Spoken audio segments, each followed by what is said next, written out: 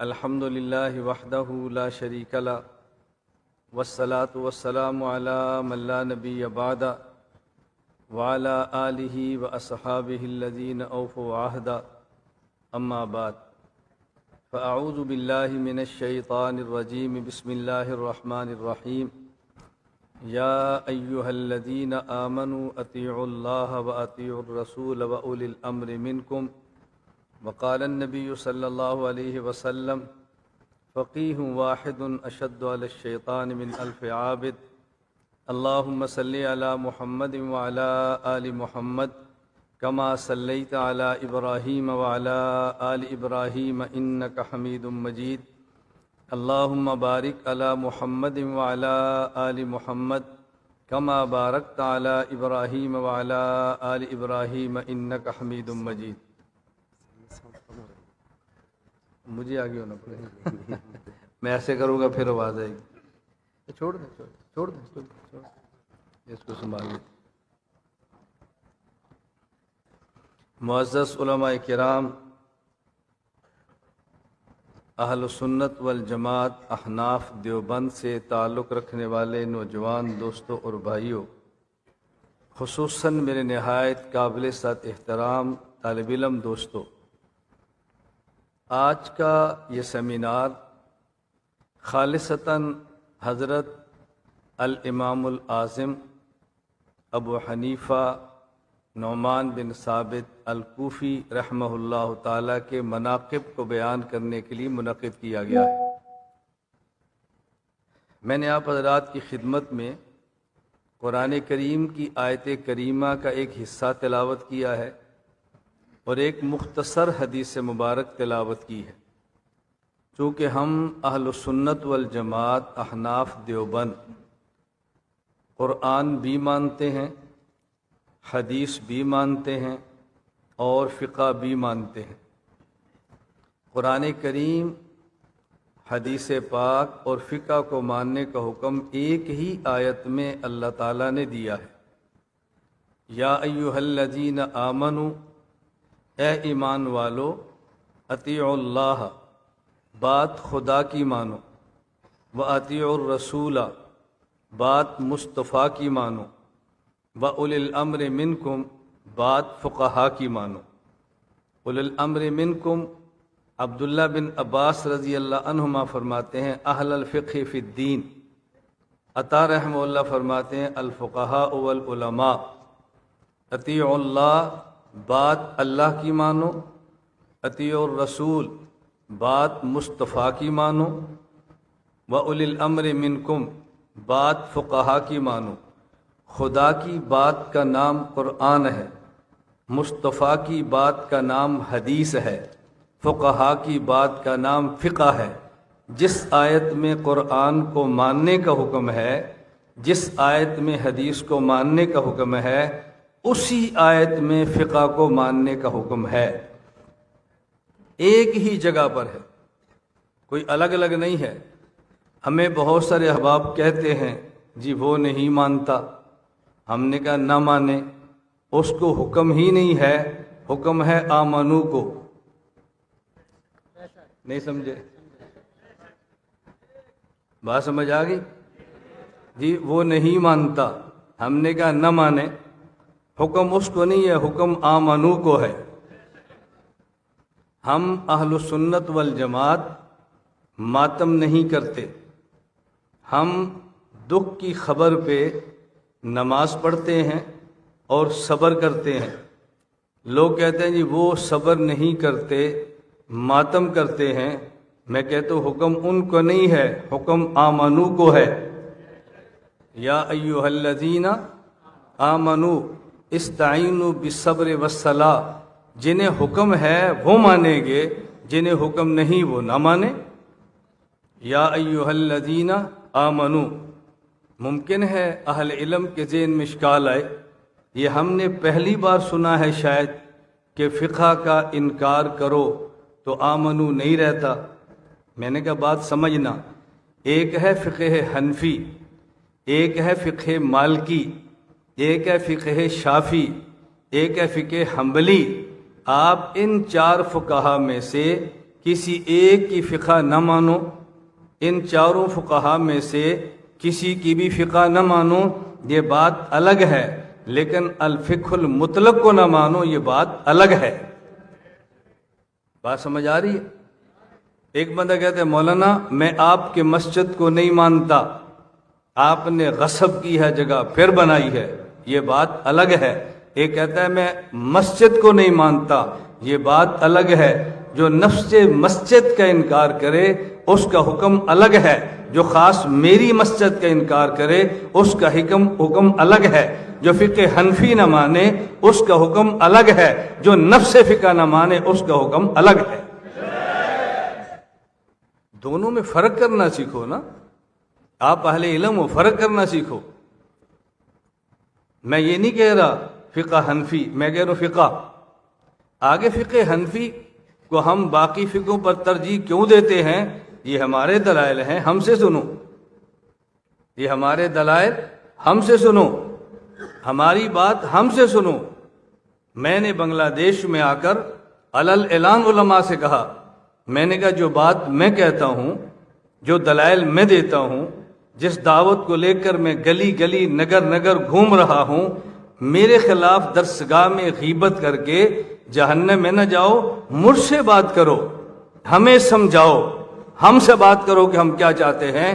ہم خواہ مخواہ در بدر نہیں پھرتے، ہم خواہ مخواہ گھر سے بے گھر نہیں پھرتے، ہم خواہ مخواہ ملک سے ملک نہیں پھرتے۔ ہمیں بھی اولاد سے پیار ہے، ہمیں بھی گھر سے پیار ہے، ہمیں بھی اہلیہ محبوب ہے، یہ نہیں کہ ہمیں وہ نہیں ہے، لیکن عقیدہ بھی کوئی چیز ہے، مسلک بھی کوئی چیز ہے، مذہبی بھی کوئی چیز ہے، منہج بھی کوئی چیز ہے۔ میں کہہ رہا تھا ہم قرآن بھی مانتے ہیں، ہم حدیث بھی مانتے ہیں، ہم فقہ بھی مانتے ہیں۔ خدا کی بات کا نام قرآن ہے، مصطفیٰ کی بات کا نام حدیث ہے، فقہا کی بات کا نام فقہ ہے۔ اللہ نے ایک ہی آیت میں فرمایا اطیعوا اللہ، بات خدا کی مانو جو قرآن ہے، وَأَطِیعُوا الرَّسُولَ، بات مصطفیٰ کی مانو جو حدیث ہے، وَأُولِي الْأَمْرِ مِنْکُمْ، بات فقہا کی مانو جو فقہ ہے۔ آپ کہتے ہیں فقہ کہاں سے ہے؟ فقہ قرآن سے ہے۔ فقہ کہاں سے ہے؟ بولیو کہاں سے ہے؟ اس لیے میں ایک بات کہنا چاہتا ہوں، کبھی لوگوں کو گلہ ہوتا ہے، ہو جی تم فقہ کی بات کرتے ہو، یہ فقہ تو بات کی پیداوار ہے، قرآن تو پہلے ہے، فقہ تو بات کی پیداوار ہے، حدیث تو پہلے ہے، فقہ تو بات کی پیداوار ہے۔ لوگ کہتے ہیں ہم نہیں مانتے کیوں؟ پیغمبر کے دور میں فقہ نہیں تھی۔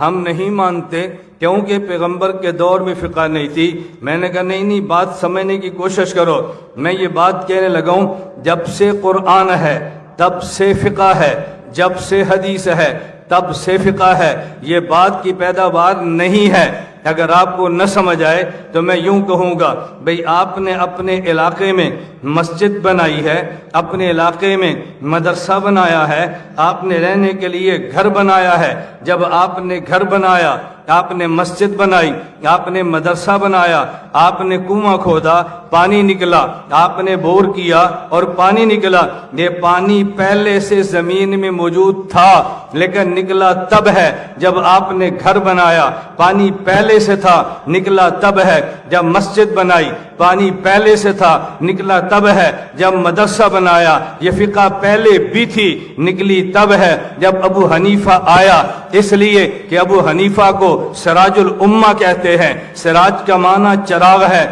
آپ رات کو اٹھے ہیں، آپ نے تہجد پڑھ لیے ہیں، آپ قرآن کی تلاوت کرنے لگے ہیں، قرآن کھولا ہے، الفاظ نظر نہیں آتے، آپ نے چراغ کو جلایا، الفاظ نظر آگے ہیں، تو اس چراغ نے قرآن کے الفاظ کو بنایا نہیں ہے، اس چراغ نے قرآن کے الفاظ کو دکھایا ہے۔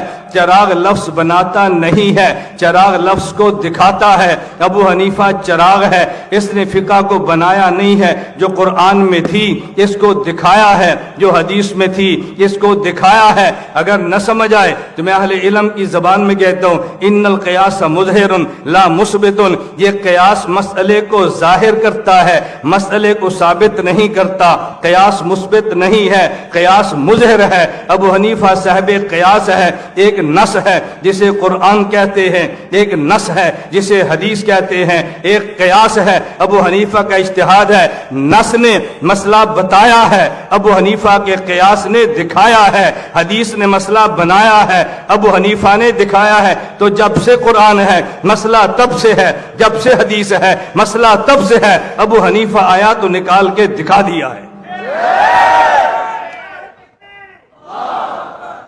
اب بتاؤ فقہ کب سے ہے؟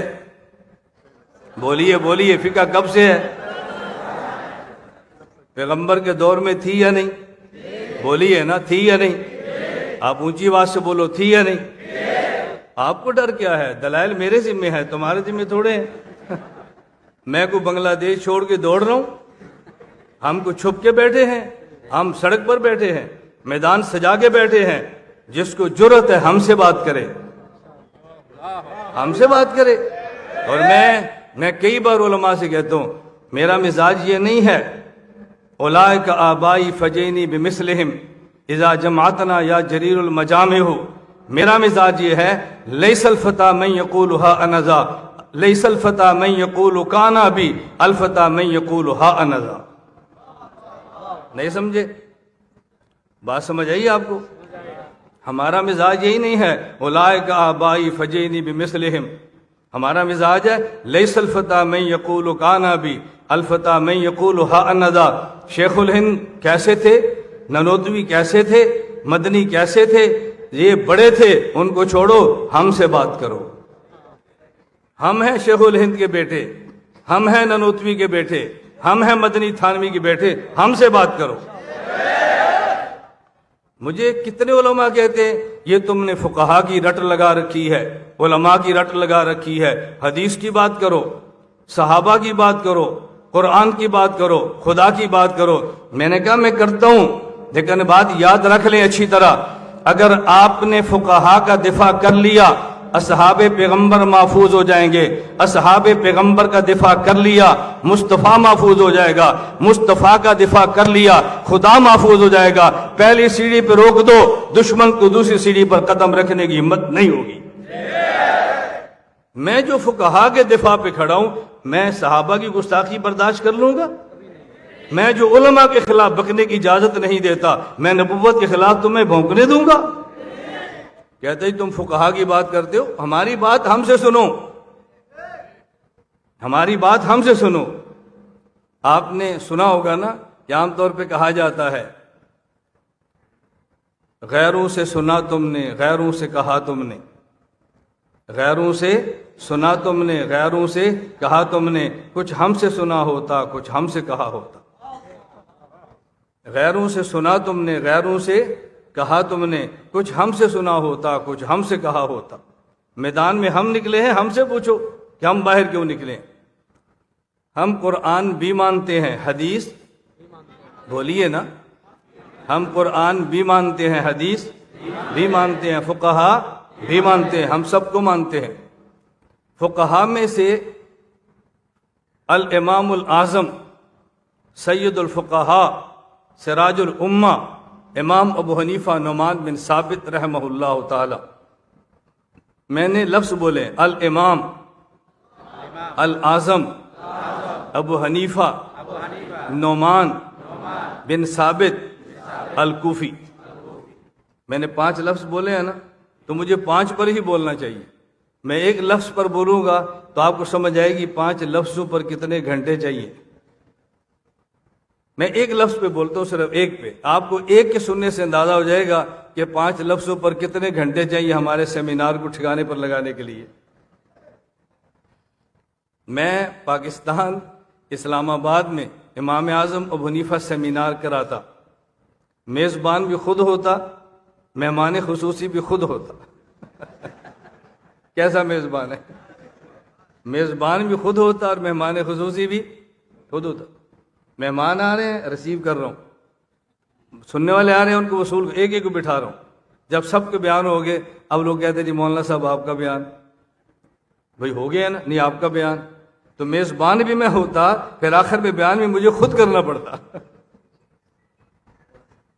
توجہ سے بات سمجھیں، الامام الاعظم ابو حنیفہ نعمان بن ثابت الکوفی، توجہ رکھنا، میں بات امام سے شروع نہیں کرتا، میں بات الکوفی سے شروع کرتا ہوں، اس لیے کہ دیکھنے میں الکوفی کا لفظ بعد میں ہے، لیکن در حقیقت الکوفی کا لفظ پہلے ہے۔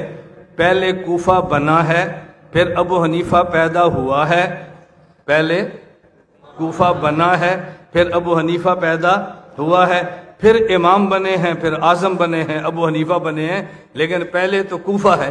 اعتراض تو ہم پہ جب بھی کیا دشمن نے کوفہ کا نام لے کر کیا۔ میں اس پہ دو چار اعتراض کر کے اپنی بات کو آپ کی خدمت میں پیش کرتا ہوں۔ ہمارے امام ابو حزم ابو حنیفہ رحمہ اللہ تعالیٰ یہ کوفی ہیں۔ پس منظر آپ کے ذہن میں ہے، میں تفصیل میں نہیں جاتا۔ کبھی آپ نے غور کیا کہ کوفہ وہ شہر ہے جس میں امام ابو حنیفہ کی ولادت ہے؟ کوفہ وہ شہر ہے جہاں امام ابو حنیفہ دنیا سے جا رہے ہیں۔ ہمارے امام ابو حنیفہ کوفہ میں پیدا ہوئے ہیں۔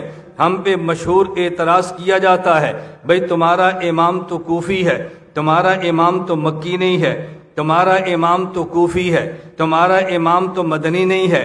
اگر تم نے کسی فقیہ کو امام بنانا ہی تھا تو امام تم مکہ کا بنا لیتے، امام تم مدینہ کا بنا لیتے۔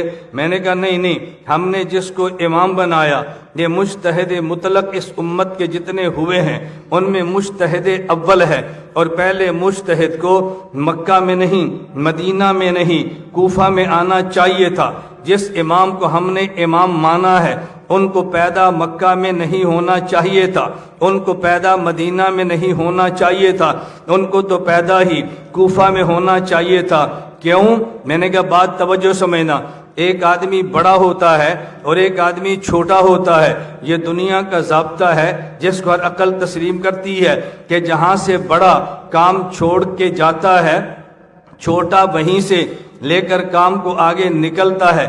ہم نے امت میں دیکھا خاتم الانبیاء محمد مصطفیٰ صلی اللہ علیہ وسلم کے بعد 4 خلفۂ راشدین ہیں۔ ہم نے ان کے بعد مجتہدین کو دیکھا تو 4 امت کے بڑے مجتہدین ہیں۔ خلیفہ اول کا نام ابو بکر صدیق ہے، خلیفہ ثانی کا نام عمر فاروق ہے، خلیفہ ثالث کا نام عثمان ذو النورین ہے، خلیفہ رابع کا نام علی المرتضیٰ ہے۔ جب ہم نے 4 فقہا کو دیکھا، ان میں آخری فقیہ آخری مجتہد مطلق احمد بن حنبل ہے، چوتھے نمبر کے۔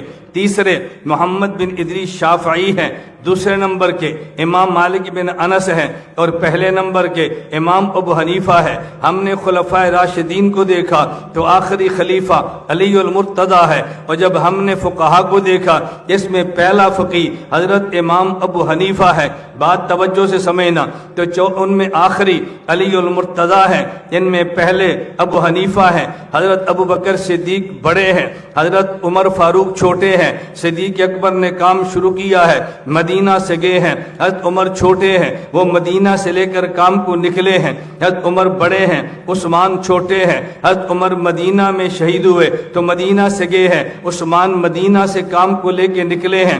عثمان بڑے ہیں، علی المرتضیٰ چھوٹے ہیں۔ حضرت عثمان رضی اللہ تعالی عنہ مدینہ سے گئے ہیں، علی مدینہ سے لے کر نکلے ہیں۔ پھر علی المرتضیٰ آخری خلیفہ ہیں۔ حضرت امام ابو حنیفہ یہ پہلے فقیہ ہیں۔ جب خلفائے راشدین کے بعد جب ہم مجتہدین کی بات کریں گے تو پہلا خلیفہ پہلا مجتہد حضرت امام ابو حنیفہ ہے۔ حضرت علی آخری خلیفہ راشد ہے۔ تو علی نے جہاں سے جانا تھا ابو حنیفہ نے وہیں پہ آنا تھا۔ علی مکہ سے جاتے، ابو حنیفہ مکہ میں آتے، علی مدینہ سے جاتے، ابو حنیفہ مدینہ میں آتے، علی کوفہ سے گئے ہیں تو ابو حنیفہ کوفہ میں آیا ہے۔ تو پھر میں یہ بات کہہ سکتا ہوں کہ آخری خلیفہ راشد کی جو جائے ولادت ہے پہلے فقیہ کی وہی، آخری خلیفہ راشد کی جو جائے شہادت ہے پہلے فقیہ کی وہی جائے ولادت ہے۔ اب بتاؤ پہلے امام کو کہاں آنا چاہیے تھا؟ بولیے نا، کہاں آنا چاہیے تھا؟ آپ کیوں گردن جھکاتے ہیں، کیوں شرماتے ہیں؟ کبھی دلیل والا بھی نظریں جھکا کے چلتا ہے۔ وہ کہہ رہے تھے امام تمہارا مکی کیوں نہیں، امام مدنی کیوں نہیں، کوفی کیوں ہے؟ ہم نے کہا ہونا ہی کوفی چاہیے تھا، ہونا ہی کوفی چاہیے تھا۔ میں نے اس لیے گزارش کی، بات توجہ سمجھنا، ہم اپنے موقف سے پیچھے ہٹنے والے نہیں ہیں، ہم نے دلائل کے ساتھ موقف اختیار کیا ہے، ہم اندھے مقلد نہیں ہیں، توجہ رکھنا، ہم اندھے مقلد۔ مجھے کبھی تعجب ہوتا ہے جب ہم یہ بات کہہ دیتے ہیں کہ بیٹا ہم اندھے مقلد ہیں، نانا، اندھی تقلید کسے کہتے ہیں؟ بات سمجھو، اندھی تقلید کسے کہتے ہیں؟ آپ نے کبھی بازار میں چند اندھوں کی قطار دیکھی ہو جو مانگنے کے لیے چلتے ہیں، پہلا بھی اندھا، دوسرا بھی اندھا، تیسرا بھی اندھا، چوتھا بھی اندھا، پانچواں، یہ جو اندھوں کی قطار ہوتی ہے، آگے بھی اندھا ہو پیچھے بھی اندھا ہو، اسے اندھی تقلید کہتے ہیں۔ ابو حنیفہ ہو پیچھے ہم ہو، اس کو اندھی تقلید نہیں کہتے، اس کو دیکھ بھال کے تحقیق والی تقلید کہتے ہیں۔ ہم اندھے مقلد نہیں ہیں، تو بات سمجھ آ رہی ہے؟ ہم اندھے مقلد نہیں ہیں، یہ غلط باتیں مت کرو، ہم اندھے مقلد ہیں۔ اندھے مقلد کیوں ہیں؟ ہم سوچ سمجھ کر مقلد ہیں، ہم ایسے ابو حنیفہ کے مقلد نہیں ہیں، ہم نے دلیل کے ساتھ دیکھا ہے، عقل و شعور کے ساتھ سمجھا ہے، ہم نے امام ابو حنیفہ کی زندگی پہ غور کیا ہے، حالات پہ غور کیا ہے، ان کی فقہ کو سمجھا ہے، جو مقلد نہیں ہے۔ تو سوال یہ تھا کہ جو تمہارا امام ہے یہ مکی کیوں نہیں ہے، یہ مدنی کیوں نہیں ہے، یہ کوفی نازل ہوا اور کوفہ گیا، یہ وہی قرآن ہے جو مدینہ میں نازل ہوا اور کوفہ گیا، یہ کوئی کوفہ سے قرآن نہیں آیا، بلکہ جو قرآن صحابہ کوفہ لے کر گئے تھے یہ وہی کوفہ سے واپس آیا ہے۔ میں نے کہا پھر دو لفظوں کو یاد رکھ لو، ایک لفظ روایت ہے، ایک لفظ درایت ہے۔ لفظ کو نقل کرنا اسے درایت کہتے ہیں، لفظ کا معنی سمجھانا اس لفظ کو نقل کرنا اسے روایت کہتے ہیں، لفظ کا معنی سمجھانا اسے درایت کہتے ہیں۔ صحابہ جو قرآن مکہ مدینہ سے لے کر کوفہ گئے تھے، یہ قرآن صحابہ نے کن سے لیا تھا؟ کہا جی رسول اللہ صلی اللہ علیہ وسلم سے لیا تھا۔ تو جو صحابہ نے قرآن نبی سے لیا تھا وہ نبی سے سمجھا تھا یا نہیں؟ کہا جی سمجھا تھا۔ تو وہ سمجھ کہاں لے کر گئے تھے؟ کہا جی کوفہ۔ تو میں نے کہا صحابہ قرآن کے لفظ بھی مکہ سے کوفہ لے کر گئے، قرآن کے لفظ بھی مدینہ سے کوفہ لے کر گئے، اور جو سمجھے تھے اس سمجھ کو بھی مکہ سے کوفہ لے کر گئے، اس سمجھ کو مدینہ سے کوفہ لے کر گئے، جسے روایت کہتے ہیں، لفظوں کو پڑھنا اور آگے بتانا۔ میں نے کہا یہ تو روایت ہے، اور جسے سمجھنا فقہ کہتے ہیں، اسے درایت کہتے ہیں۔ تم میں اور دیوبند والوں میں فرق یہ ہے، ہم بات پوری کرتے ہیں، تم بات ادھوری کرتے ہو۔ ہم کہتے ہیں صحابہ قرآن کے لفظ کوفہ لے کر گئے تھے، وہاں سے لفظ بھی واپس آئے، اور جو معنی لے کر گئے وہ معنی بھی واپس آیا۔ تم نے صرف اس قرات کو مانا ہے جو وایا کوفہ مکہ آئی ہے، ہم نے اس درایت کو بھی مانا ہے جو وایا کوفہ مکہ آئی ہے۔ اگر روایت کوفہ کی معتبر ہے تو درایت کوفہ کی معتبر کیوں نہیں ہے؟ سوال یہ ہے کہ جو کوفہ گئے تھے وہ کون تھے؟ جو کوفہ گئے تھے وہ کوفہ جانے والے کون تھے؟ چلو کوفہ جانے والے کون تھے؟ اس سے پہلے میں ایک لفظ کہہ لیتا ہوں، بھائی کوفہ بنانے والے کون تھے؟ کوفہ جانے والے کون تھے؟ اور اس سے پہلے کوفہ بنانے والے کون تھے؟ یہ کوفہ بنانے کا حکم دینے والا عام بندہ نہیں ہے، یہ وہ شخص ہے جس کے بارے میں اللہ کے نبی صلی اللہ علیہ وسلم فرما رہے ہیں، ان اللہ جعل الحق علی لسان عمر وقلبہ۔ عمر بولتا بھی ٹھیک ہے، عمر سوچتا بھی ٹھیک ہے۔ عمر بولیے، میں آپ طلبہ سے کہتا ہوں لفظوں کا ترجمہ کرنا سیکھو، آیات اور احادیث کا ترجمہ کرنا سیکھو، اتنا آسان ترجمہ کرو کہ سننے والا سمجھنے پہ مجبور ہو جائے۔ ان اللہ جعل الحق علی لسان عمر وقلبہ۔ عمر سوچتا بھی ٹھیک ہے، عمر بولتا بھی ٹھیک ہے۔ یہ عمر نے سوچا کوفہ بنانا چاہیے، اور عمر کی سوچ ٹھیک ہے، اس پہ مہر نبی کی ہے، اس پہ مہر نبی کی ہے۔ حضرت عمر نے حکم دیا کوفہ بنا دیا جائے۔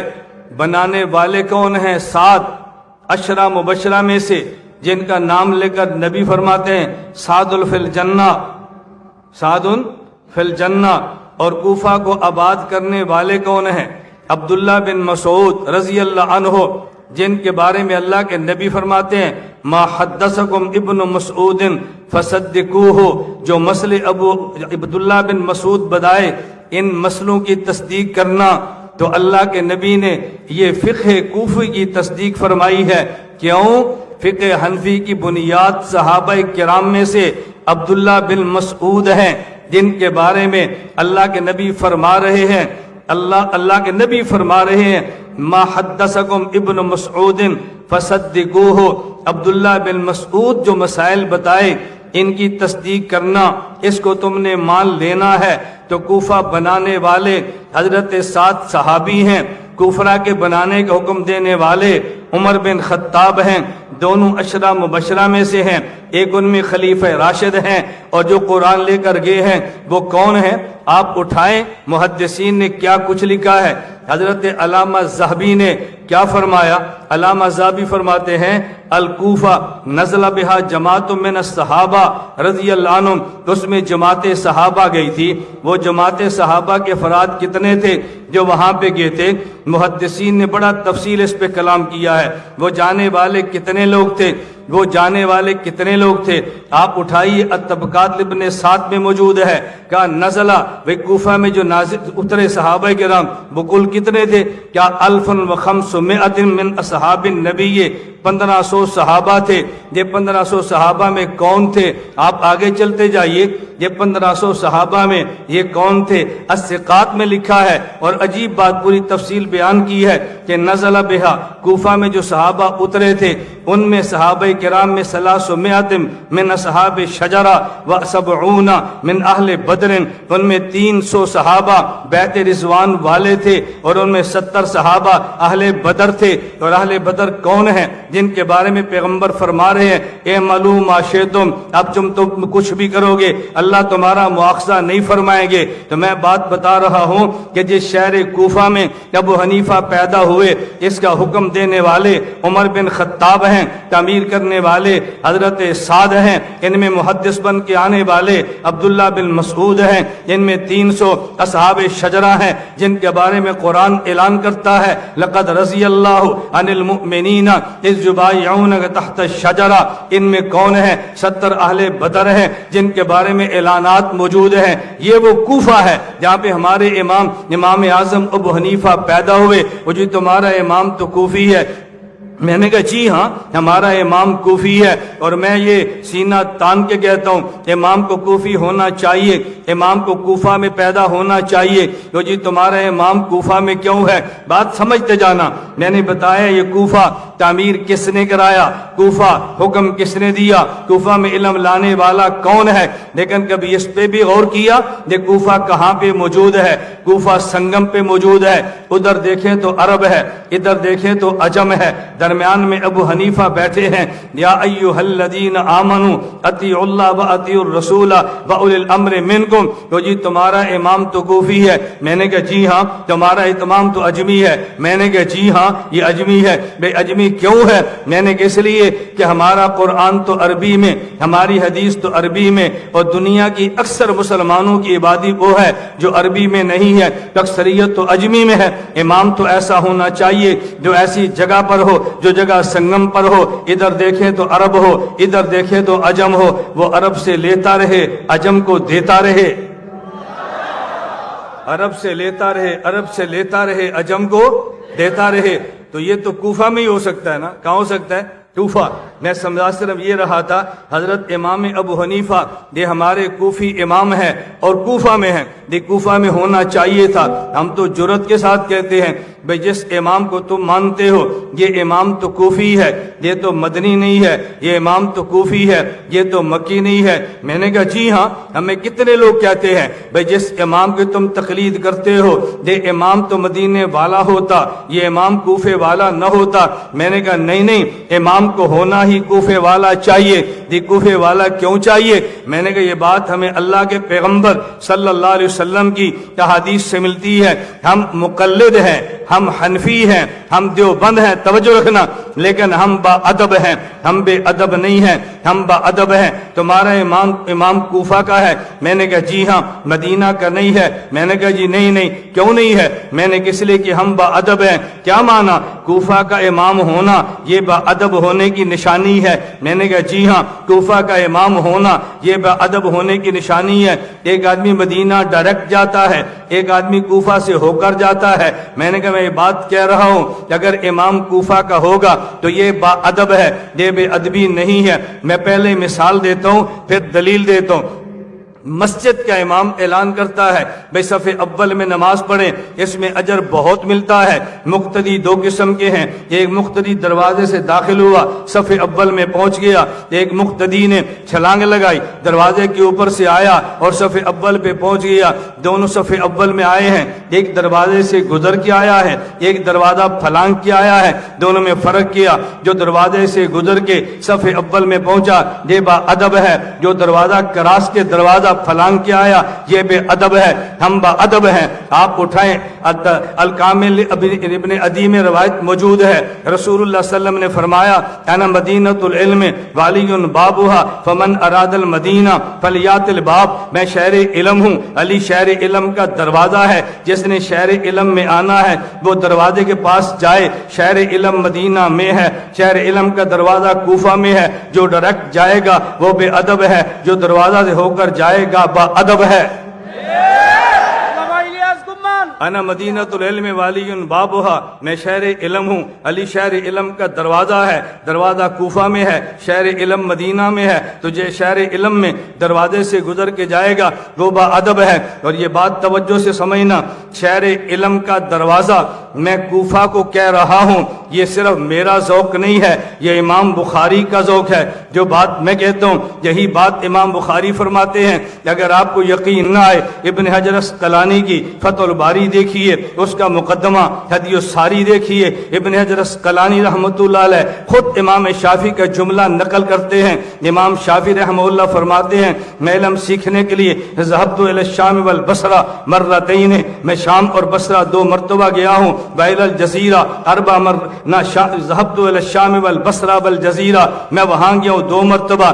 آگے امام شافعی ذهبت الى الشام والجزیرہ مرتين، میں شام اور جزیرہ گیا دو مرتبہ۔ فرمایا میں بصرہ گیا 4 مرتبہ۔ اور جب حجاز کی باری آئی اقمت بالحجاز 6 اعوام، اور جب میں حجاز گیا تو میں 6 سال گیا ہوں۔ اور جب کوفہ کی باری آئی فرمایا لا احصی کم دخلت الى کوفہ، میں کوفہ کتنی بار گیا مجھے یاد ہی نہیں ہے۔ اب امام بخاری کیا فرمانا چاہتے ہیں؟ بھائی ایک طالب علم ہے، وہ ایک مدرسے میں پڑھتا ہے، اس طالب علم سے پوچھو اس مدرسے میں کتنے سال ٹھہرا ہے، وہ کہتا ہے جی 8 سال۔ اس دروازے سے کتنی بار گزرا ہے، کہتا ہے مجھے یاد نہیں ہے۔ تو منزل پہ رہنا یاد ہوتا ہے، دروازے سے گزرنا یاد نہیں ہوتا۔ بخاری مدینہ کو منزل کہتا ہے، کوفہ کو دروازہ کہتا ہے۔ کہتا ہے قمت بالحجاز 6 اعوام، میں شہر میں 6 سال رہا ہوں۔ لا احصی کم دخلت الى کوفہ، اور کوفہ کتنی بار گیا ہوں مجھے یاد ہی نہیں ہے۔ میں جو کہتا ہوں کوفہ یہ دروازہ ہے اور مدینہ یہ منزل ہے، یہ میری رائے نہیں ہے، یہ امام بخاری کی ہے۔ اگر تمہیں یوں سمجھ نہ آئے تو پھر میں علماء کو یوں کہتا ہوں حضرت امام بخاری سے پوچھو۔ امام بخاری حدیث شروع کرتا ہے اور جا کر بخاری ختم کرتا ہے، تو اختتام پہ امام بخاری کیا کہتے ہیں؟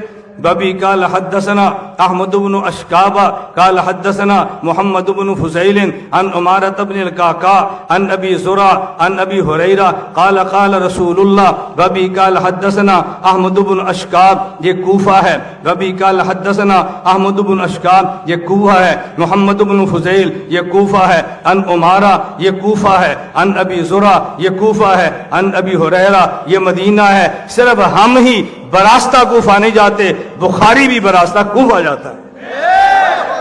2 گالیاں امام بخاری کو، 2 گالیاں بکو امام بخاری کو۔ اس کا مطلب علمی اختلاف نہیں ہے، ابو حنیفہ کی ذات سے ضد ہے۔ کیوں ضد ہے؟ فقیہ واحد اشد علی الشیطان من الف عابد۔ اللہ کے نبی نے بتایا ہے فقیہ سے کون ڈرتا ہے، ہم جانتے ہیں۔ میں نے اس لیے کہتا نا یا ایھا الذین آمنو، سمجھ آئی بات؟ آمنو اور شیطان تو ایک نہیں ہو سکتے نا۔ میں یہ بات سمجھا رہا تھا، الامام الاعظم نعمان بن ثابت آگے الکوفی، میں کوفہ پہ بات کر رہا ہوں، کیا بات توجہ سمجھنا۔ حضرت امام اعظم ابو حنیفہ رحمۃ اللہ علیہ کوفی ہیں، اور ہمیں امام کے کوفی ہونے پر کوئی شرمندگی نہیں ہے۔ حضرت امام کے کوفی ہونے پر ہمیں فخر ہے، ہمیں شرمندگی نہیں ہے، ہمیں فخر ہے۔ پھر سوال آ گیا، اور جی تمہارا امام تو کوفہ کا ہے۔ میں نے کہا سوال کرتے جاؤ، جواب سنتے جاؤ، تمہارے سوال ختم ہوں گے، ہمارے جواب ختم نہیں ہوں گے۔ میدان سے جا کے دیکھ لو، ہم کون سے دوڑ رہے ہیں، میدان سے جا کے دیکھو، پتہ چلے کہ تمہارے سوال ختم ہوتے ہیں یا ہمارے جواب ختم ہوتے ہیں۔ بھی تمہارے امام کوفہ کے ہیں؟ جی ہاں، کوفہ تو حضرت حسین کو شہید کر دیا گیا رضی اللہ تعالی عنہ۔ میں نے کہا حضرت حسین کو کوفہ میں شہید کیا، ہم مان لیتے ہیں، لیکن ایک بات آپ بھی بتاؤ، جہاں شہید کا خون گرتا ہے وہ جگہ پاک ہوتی ہے یا ناپاک ہوتی ہے؟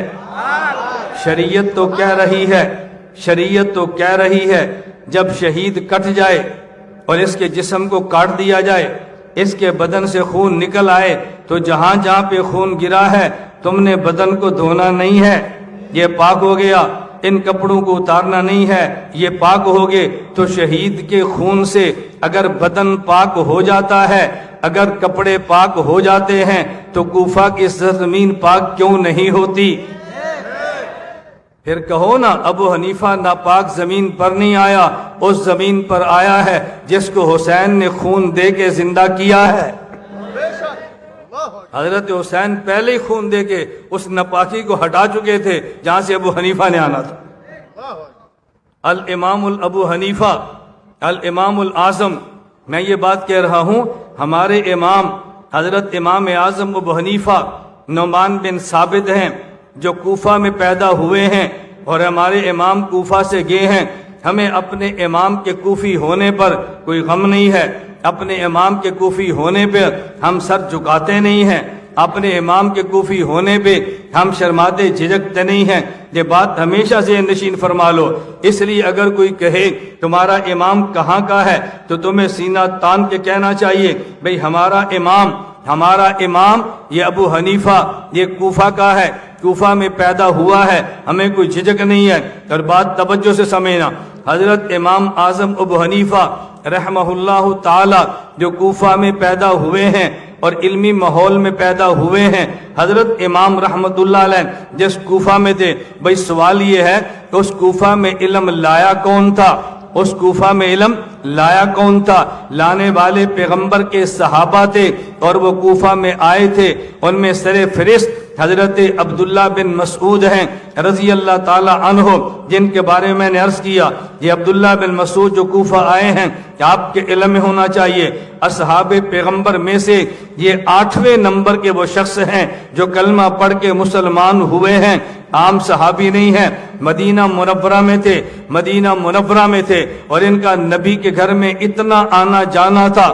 حضرت عبداللہ بن مسعود کو نبوت کی طرف سے یہ اعلان تھا کہ عبداللہ اگر تم آؤ تو میرے گھر کا دروازہ تم دیکھو کھلا ہے اور دروازے پہ پردہ لٹکا ہوا نہیں ہے تو تم بغیر اجازت کے اندر آؤ۔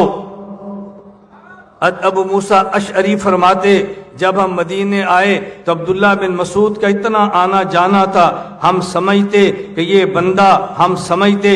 بندہ اہل بیت میں سے ہے، یہ عبداللہ بن مسعود ہے جس کی فقہ پہ حضرت امام اعظم ابو حنیفہ نور اللہ مرقدہ کی فقہ ہے۔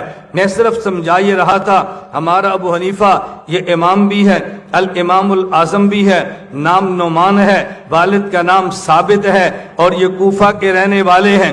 ہم اسی نسبت سے خود کو کوفی بھی کہتے ہیں، اسی ابو حنیفہ کی طرف نسبت کرتے ہوئے ہم خود کو حنفی بھی کہتے ہیں۔ حضرت امام ابو حنیفہ کے والد حضرت ثابت رضی اللہ تعالی عنہ، ذرا نسبتیں دیکھنا، یہ حضرت ثابت یہ کوفہ کی میں باتیں سنا رہا ہوں، حضرت ثابت کوفہ میں ہیں، عمر بہت چھوٹی ہے، بہت چھوٹی، بڑے نہیں ہیں۔ حضرت امام ابو حنیفہ کے بیٹے حضرت حماد ہیں، ان کے بیٹے اسماعیل ہیں۔ حضرت امام کے پوتے خود یہ فرماتے ہیں اپنے جد امجد کے بارے میں، کہتے ہیں کہ میرے والد 80 ہجری میں پیدا ہوئے اور ہمارے دادا جو ثابت تھے، قد ذہب ثابت الى علی ابن ابی طالب رضی اللہ عنہ وهو صغیر فدعا له بالبرکۃ فیہ وفی ذریتہ۔ ابو حنیفہ کے والد ثابت یہ کوفہ میں علی المرتضیٰ کی خدمت میں بچپن میں ان کے والد لے کر گئے۔ علی المرتضیٰ نے حضرت ثابت کے لیے اور ثابت کی اولاد کے لیے دعا کی ہے، تو پھر یہ بات مجھے کہنے دو، ابو حنیفہ جہاں پیدا ہوا خون حسین نے دیا ہے، اور ابو حنیفہ نتیجہ علی المرتضیٰ کی دعاؤں کا ہے۔ علی المرتضیٰ کی دعاؤں کا نتیجہ ابو حنیفہ ہے۔ حضرت ثابت کو دعائیں دی جا رہی ہیں جو ابو حنیفہ کے والد تھے۔ میں یہ بات صرف اس لیے شہر کوفہ پہ کر رہا ہوں کہ آپ کا ذہن بنے کہ ہماری نسبتیں معمولی نہیں ہیں۔ اگر ہماری نسبت کوفہ کی طرف ہے تب بھی زبردست ہے، ابو حنیفہ کی طرف ہے تب بھی زبردست ہے، تو ہم یہ عہد کریں اور ہم یہ طے کریں انشاءاللہ العزیز، اللہ نے چاہا ہم قرآن بھی مانیں گے، حدیث بولیے حدیث بھی مانیں گے، فقہ بھی مانیں گے۔ ہم قرآن بھی مانتے ہیں، حدیث بھی مانتے ہیں، فقہ بھی مانتے ہیں، اور فقہا میں فقیہ اول سید الفقہا امام اعظم ابو حنیفہ نعمان بن ثابت کو بھی مانتے ہیں، اور امام سمجھ کر مانتے ہیں، سینہ تان کے مانتے ہیں، آنکھیں اٹھا کے مانتے ہیں، گن گھرج کے ساتھ مانگتے ہیں، چھپ کے نہیں مانگتے، علل اعلان مانتے ہیں۔ اس میں کیا بات ہوئی؟ ہم جھجکے کس بات پہ؟ میں نے پہلے عرض کیا تھا الفاظ تو کہیے، میں تو ایک پہ بات کر رہا ہوں۔ میری مجبوری ہے کہ ہم نے اگلے جلسے پر پہنچنا ہے، ایک میں تاخیر ہو پھر اگلا خراب، وہ خراب ہو تو اگلا خراب، گاڑی ایک اسٹیشن سے لیٹ ہو جائے تو پھر ہر اسٹیشن پہ لیٹ ہوتی ہے، تو ہم کہتے ہیں پہلے اسٹیشن پہ لیٹ نہ کرو تاکہ اگلے اسٹیشن خراب نہ ہو۔ میں جتنی بات بھی کروں گا پوری بات تو میں نہیں کر سکتا، میں صرف آپ کو ہلکا سا ذائقہ دینا چاہتا ہوں کہ آپ کو اندازہ ہو جائے ہم کوفہ پر اتنے شرح صدر رکھتے ہیں، ابو حنیفہ بھی کتنا رکھتے ہوں گے، ہمیں ان کی فقہ پہ کتنا شرح صدر ہوگا، ہمیں ابو حنیفہ کے دلائل پہ کتنا شرح صدر ہوگا، آپ اندازہ فرما سکتے ہیں۔ میں آپ تمام طلباء کو یہ گزارش کروں گا اور منت کے ساتھ کروں گا، آپ حضرات اپنا ذہن بنائیں، دلائل پڑھیں، خود کو دلائل سے تر و تازہ کریں، اور دلائل کے ساتھ ساتھ خانقاہوں سے رابطہ رکھیں، تعلق معلّہ پختہ رکھیں، تہجد، اشراق، اوابین، اذکار، تلاوت اس کا اہتمام کریں، کچھ وقت فراغت کے بعد خلوت میں گزاریں۔ یہ ہمارے امام ابو حنیفہ کا طرز ہے، رات کو جاگنا ابو حنیفہ کا طرز ہے۔ ایسا حنفی نہ بنے، ایسا نہ بنے کہ جس طرح دیکھ کر پتہ چلے کہ شاید یہ تو حنفیت کا مخالف ہے۔ ہمیں دیکھنے سے، ہمیں چلنے سے، ہمارے پھرنے سے، ہمارے اٹھنے سے، ہمارے طرز عمل سے پتہ چلے کہ یہ لوگ واقعتاً فقیہ ہیں، اور ایسے فقیہ بنے کہ جس کو شیطان دیکھ کر بھی بھاگتا ہو۔ تو میں آپ سے گزارش کروں گا ہم اس کا اہتمام کریں انشاءاللہ، فراغت کے بعد کچھ وقت خانقاہ میں گزاریں گے نا بھی انشاءاللہ، جو آپ کے مزاج کا شیخ ہے۔ اور میں ایک بات کہہ دیتا ہوں، بیعت کرو، آپ کا شیخ صحیح العقیدہ ہو، متبع سنت ہو، اپنے شیخ کا صحبت یافتہ ہو، اجازت یافتہ ہو، ہم مزاج ہو، اور اس سے رابطہ ہوتا ہو۔ یہ 6 صفات ضروری ہیں، پھر بیعت کا نفع ہوگا۔ اگر ان میں سے کوئی ایک صفت بھی نہیں ہوگی تو پھر بیعت کا فائدہ نہیں ہوتا۔ تو آپ نیت فرما لیں کہ ہم انشاءاللہ حنفیت پہ پختہ رہیں گے۔ میں ہر جلسے میں یہاں تقریباً ایک بات کہہ رہا ہوں، وہی بات یہاں کے اگر اجازت چاہوں گا کہ اپنا تعارف ذہن میں رکھ لو، اور اس سے آپ نے پیچھے نہیں آنا کہ ہم کون ہیں۔ 4 لفظ آپ نے ذہن میں رکھنے ہیں۔ ہمارا دین اسلام ہے، ہمارا دین اسلام ہے، ہمارا مسلک اہل سنت والجماعت ہے، ہمارا مذہب احناف ہے، ہمارا منہج دیوبند ہے۔ کتنے لفظ ہیں؟ ہمارا دین اسلام ہے، ہمارا مسلک اہل سنت والجماعت ہے، ہمارا مذہب احناف ہے، ہمارا منہج دیوبند ہے۔ یہ لفظ ان میں رکھو۔ رات میں نے 1 گھنٹہ ان 4 لفظوں پہ بات کی تھی سمجھانے کے لیے کہ ان کا مطلب کیا ہے، اب یاد رکھ لو پھر نشست میں صحیح۔ ہمارا دین اسلام ہے، ہمارا مسلک اہل سنت والجماعت ہے، ہمارا مذہب احناف ہے اور ہمارا منہج دیوبند ہے۔ اللہ مجھے اور آپ سب کو اتفاق، اتحاد، ایک دوسرے کا احترام کرتے ہوئے دین کی مقبول خدمت کی توفیق عطا فرمائے۔ شہداء نے پکارا ہے تم کو فردوس کے بالا خانوں سے، شہداء نے پکارا ہے تم کو فردوس کے بالا خانوں سے، ہم راہ وفا میں کٹ آئے تمہیں پیار ابھی تک جانوں سے۔